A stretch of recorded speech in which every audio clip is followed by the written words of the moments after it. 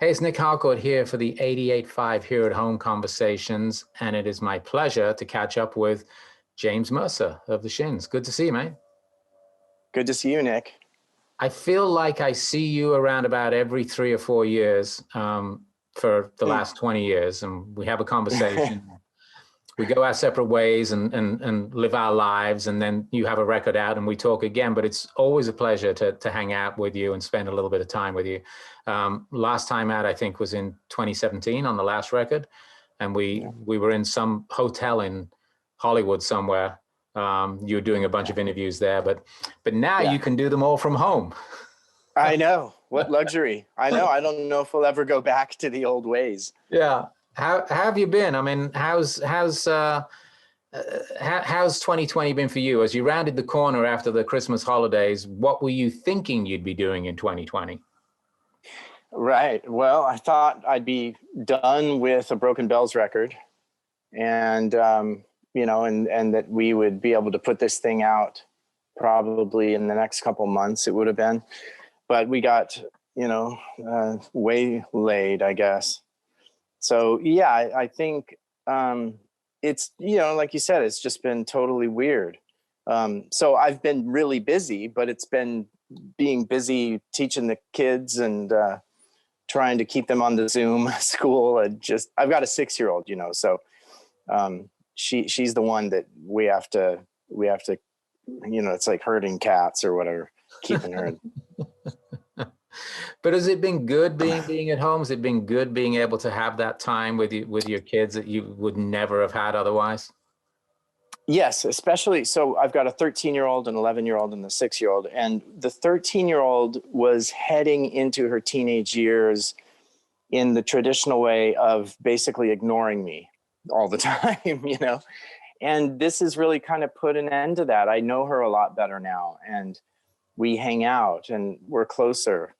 And she's also reverted a little bit into more of a childlike fun. She has more fun at home, and we can play games together, and she doesn't feel that pressure of middle school on her. Yeah. So it's kind of neat to see her able to be a kid for a little bit longer. Yeah, right. It's nice. There's really some good aspects to this. And to be able to connect in a way that you just wouldn't have been able to do otherwise, because as you said, once they hit 13, then there's all sorts of other stuff going on, peer pressure and, how they look, how they dress, et cetera, et cetera. And when they're stuck at home, it's almost like you've still got kids. Yeah, exactly. Right. Yeah, the 11-year-old she's easy. She's the one who's really just self-motivated and stuff. So we don't have to worry about her as much. Right. But, yeah. So you've had good time with the family. What about music? I mean, we're going to talk about this single, The Great Divide, but what have you been working on this year apart from this and Broken Bells? Yeah, well, I've been recording a bit on my own, and I've completed a couple songs. Then I've got songs in the can from back during the Heartworms sessions. So, and then adding this, and I mean, I keep thinking about the possibility of an album, but I wouldn't want to do anything before the Broken Bells thing is finished, because like I said, I've got maybe 2 more weeks on that and it's done. So I've just been filling in the gaps. I'm building a tree house. It looks like you're in a tree house right now with all the wood above you and everything. Yeah, this is the barn. This is the old barn, the Aural Apothecary Studios. Right, and is this where you work? This is where you record? Yeah, this is out behind our house. It's really an old carriage house, right, in the 1800s. Yeah. So with all that has been going on, and obviously the Broken Bells record, how did this song come about? When did you plant the seeds for The Great Divide? Well, really, it was John Sortland, our drummer, who planted the first seed. He had this bit of music that he had put together on his iPhone and was playing it for me on the tour bus. And I just loved it and started singing to it. And it was immediately just a bunch of cool ideas started flowing. So I was like, come on, let's do this. Let's do this as a Shin song, which was kind of a breach of the traditional thing where I kind of write the coffee shop version of the song totally alone. That's what I've been doing with the Shins. But you know, it was just so good. I had to I had to have it. So we started working on that song, and this is all pre-COVID. We worked in the studio here, you know, and then the disaster hit, and so we had to do the rest of it via email and Dropbox and stuff like that. Yeah. So I read that somewhere that you said that with this song you wanted to provide a bit of warmth and sentiment in hard times. Can you crack that open a little bit? Well, we felt that coming from the song, I think, and you know, I think any artist wants to do a bit of that. I guess, I don't know. I guess not everybody's the same, but I thought that'd be great if we could relay some of this feeling that we're getting from the song. And so the lyrics kind of shifted a little bit, and so it's sort of about, I think there's a bit of a love song in there and a bit of commentary about the external world and what we're going through. So it's a combo. Musically, is it fair to say that you're embracing your inner prog rocker a little bit on this? Well, I like some prog music, but I hadn't thought of it that way.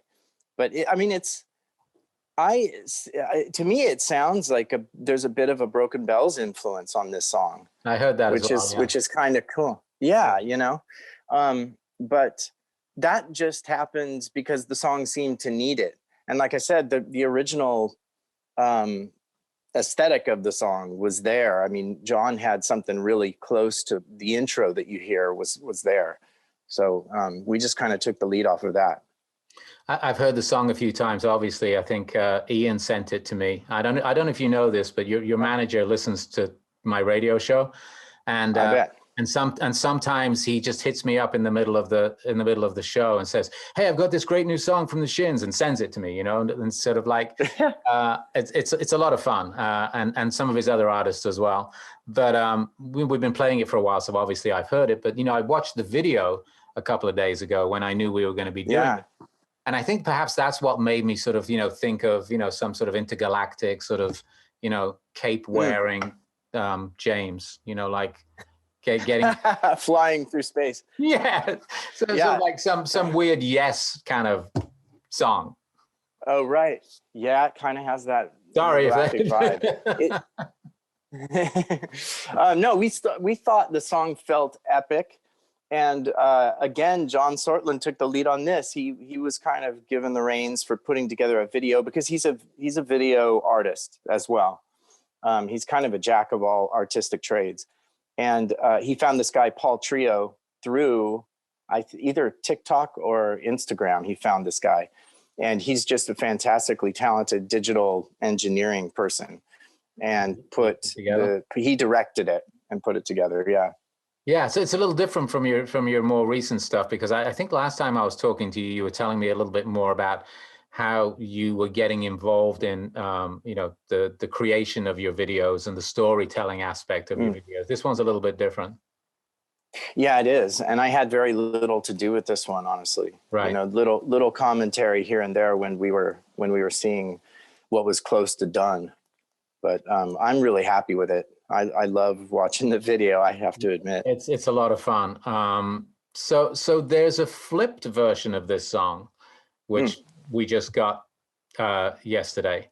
So tell us a little bit about that. You've done it before. You did it with songs from Heartworms. It's basically taking a song that you've finished and mixed and then reworking it, reinterpreting it, sort of breaking it down and doing something different to it. So obviously we're talking about this song right now, but tell us about that process when you take a song apart and you get down to the bones of the original, but then create something quite different. Right. Well, initially the idea is let's try and approach it in almost the opposite way that we did it, that we are pleased with, you know? And I think the other goal is to make it good enough to where you have a hard time deciding which version you like best, you know? So, and I think actually this is one of those occasions where the flipped version I really love, and it's hard for me to decide which. It's just a different mood. But it's funny because it was Amazon who came up with the idea. You know, we were still working on the original or the main version of the song, and they approached saying, we'd like to have exclusive rights for a little while with a flipped version. And so we were happy to oblige them. Obviously managers and people like that sort of get involved in some of this stuff when you're talking to some of the big streaming services. And as you mentioned, Amazon has really made a play in the music world. When you're taking a look at a song that has already been finished and put out, or was it put out? Was the song already out before you did the version? No, not yet. So yeah, we were still mixing and right, mastering and stuff like that. Yeah. So when you're talking to somebody like that, and obviously they're saying, well, how about you do this and you give it to us for you know, a certain amount of time. The good thing about that, obviously, is that you know they're going to promote the hell out of it, because you know we're all looking for, you know, ways to be heard, right? Even somebody with a legacy career such as yourself. Did you know how you wanted to do it? Was there a template for it? Because as you mentioned, it is quite different. I mean, how would you describe the flip version? Oh man, yeah, I remember it's one of those rare moments where I had a visual sort of interpretation of the song, and to me, it was like slow motion swimming pool 1985. That's like what I was picturing. So. I'm just trying to picture the picture in your head. Yeah, exactly. Yeah, to me, it feels like, I don't know, summertime, dark, moody 80s pop. Yeah, very different from the expansive. Yeah, it's not as epic feeling. Feel of the original. Well, it sounds great. We played it on the show today, and I definitely felt that it was a different song. Yeah, that's great. That's the goal. Yeah. So that's out, and you mentioned obviously Broken Bells. Tell us what's coming up in the next 6 months, I guess. Well, I was just talking to Brian the other day about Bells stuff, and we're planning on getting together sometime soon. It looks like it might be in early January. So like I said, we've got what we figure is a couple weeks left of work to do on the songs. And that would even include mixing. So let's call it a month worth of work to do. And so we want to get that finished. I'm really excited about the Broken Bells record, and I don't really want to move too fast into more Shin's territory until we get that done. But I'll continue writing songs and working on things. The other thing we've been doing is we're trying to help out with the Save Our Stages organization, who are trying to help these venues that are suffering so terribly during the pandemic here. Yeah. So we're donating instruments, and we're selling masks online, and just doing what we can to support them. There was a big Save Our Stages event over the weekend. I got to be honest with you, I didn't see it because I had things going on in the house here. But did you participate in that, or did you watch any of that? No, I didn't. But I'm glad to hear that they're doing whatever they can there. Yeah. It's as you mentioned, it's SOS Save Our Stages, and for those folks who are listening and watching who don't know, it's a National Independent Venue Association, which only started 6 months ago. There wasn't an association. It was founded out of a need for these. I think there's like 2,800 venues across the country, small mainly, but independent venues who are trying to stay afloat effectively. So it's great you're helping and participating in that. So this is a one-off then from the Shins right now. As you said, you're still writing and creating. What can we expect from the Broken Bells record? Oh man. Well, I think Shelter was a pretty good indication of the type of stuff we've been working on, but then there's some really strange psychedelic music too. So You know, Brian and I treat each song as its own little universe too. So there's a fair mix of different styles.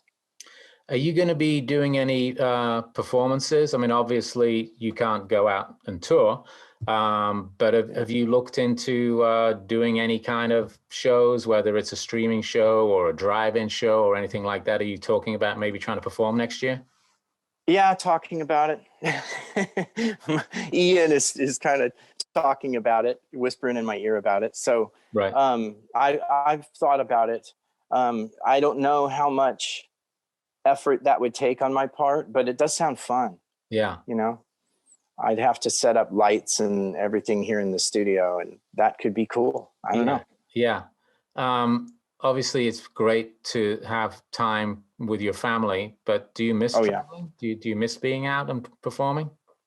Yeah, I'm starting to get the itch to get back on the road, you know.